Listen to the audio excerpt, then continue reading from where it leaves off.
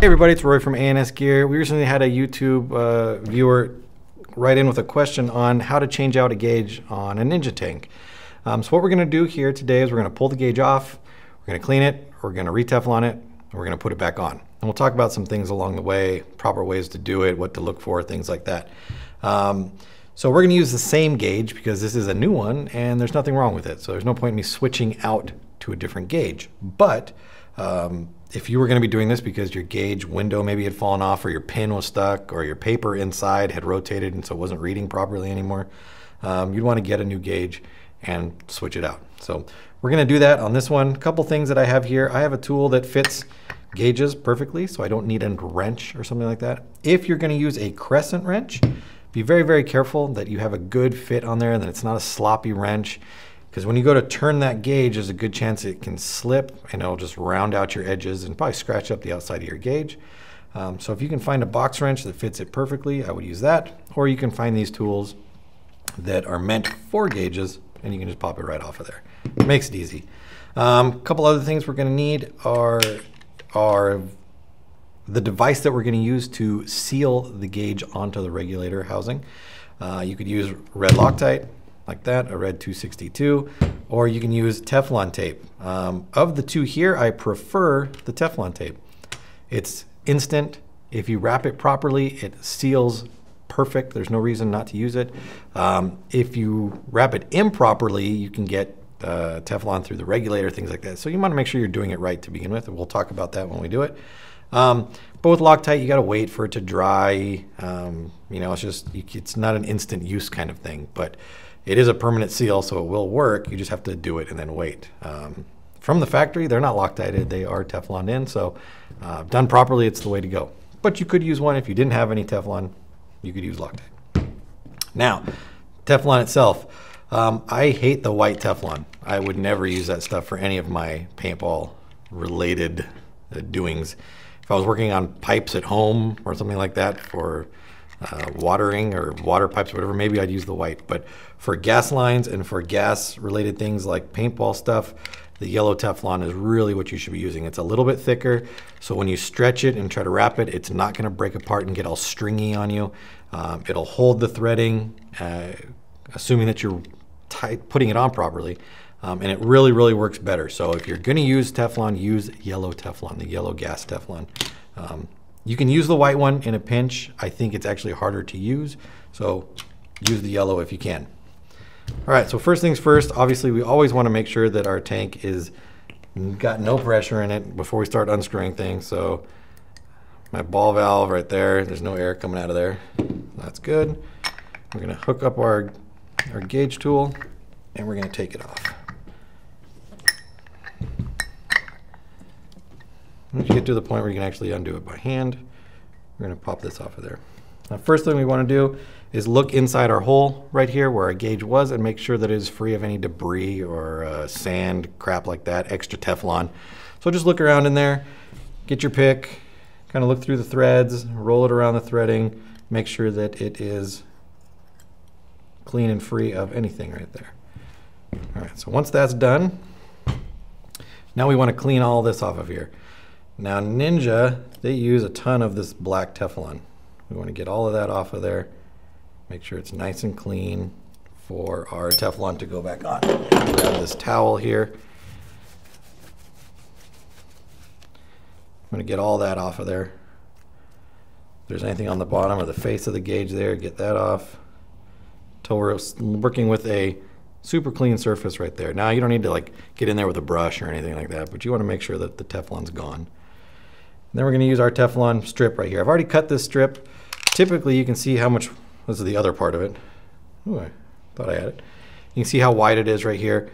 For an application like a gauge or a macro fitting or something like that, you don't need it to be that thick. So I cut a piece, it's about 1.5 inches, 1 3/4 long right there, and then I cut it straight down the middle. That's the right width that you need for the threading. So you can see the threads are only so big. They're not the whole length of the Teflon apart. What you want to avoid is getting any Teflon over the end of your threading. It's going to either block the hole that air is trying to flow through, or if you were running this in a system that was down line, like before it gets to your regulator, like off your ASA or something like that, you get Teflon over the hole port, it's going to blow that Teflon off the threading, and it's going to go in through the line and up into your regulator, and it's going to damage all sorts of stuff in your regulator. Well, may not damage, but it'll make it not work. So you want to be very careful with your Teflon that it does not go over the top to a section where it might fall off of there and get blown into your gun.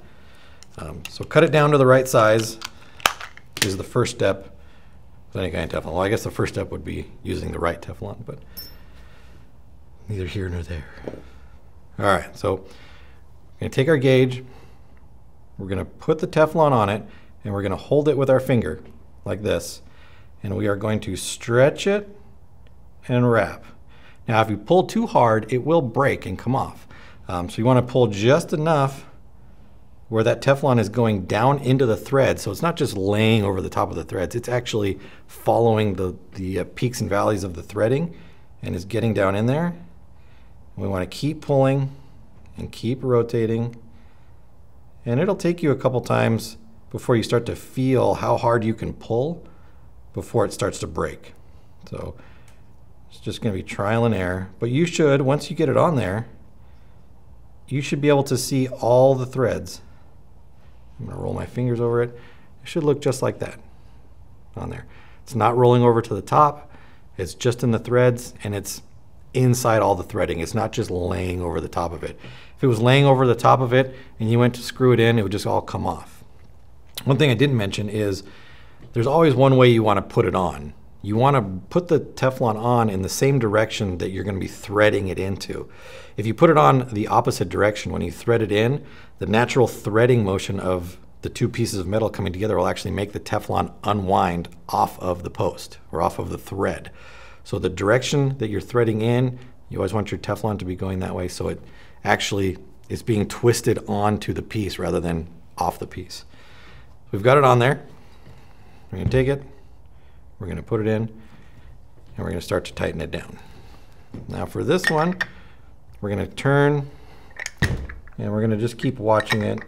You want to feel a little bit of resistance, but you also want to make sure that it's going in far enough where you're getting a good seal. You don't want to go in like one or two threads and then hope that it's good.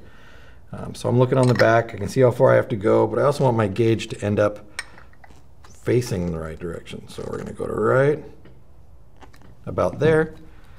Our gauge is lined up. I know I've gone in far enough like that. If I was super, super picky about it, I would get inside there with a pick right now, and I would clean all this Teflon off that you can still see in there a little bit. You can see the yellow right there. As it threads in, it wants to push out of the threading. You can get in there and clean it all up, make it look super, super pretty if that's your kind of thing. You can grab all that. You can see I grabbed that little piece off of there. But it's up to you. However you want to run your gear, that's up to you. If you're going to take the time to do it, you might as well do it right? So after we get it all off there, we can clean it up, push it down into place, and make it look all nice. Take your cap, put it back on there. Gauges are super simple to repair. If you have the right tools, it's even easier to do it. Teflon, if you put it on right, it's the easiest way to seal things up. Certain things you can run Teflon on. Like you would never put a Teflon on the gauge to bottle mating section. Just wouldn't do it. You want to Loctite that down. But for your air fittings, things like that, I really think Teflon's the way to go. It makes it easier. So I hope this helped you out a little bit. This has been how to change out the gauge on your regulator. And these steps right here work for all sorts of things. Gauges, macro fittings, whatever you're screwing into something, plugs to make it airtight or to put a line system in. Principles are all still the same. So if you have more questions, obviously post them up on YouTube. We'll try to answer every question that comes up. Hopefully this is helpful to some people. Thank you for watching. Order your products through ANSgear.com.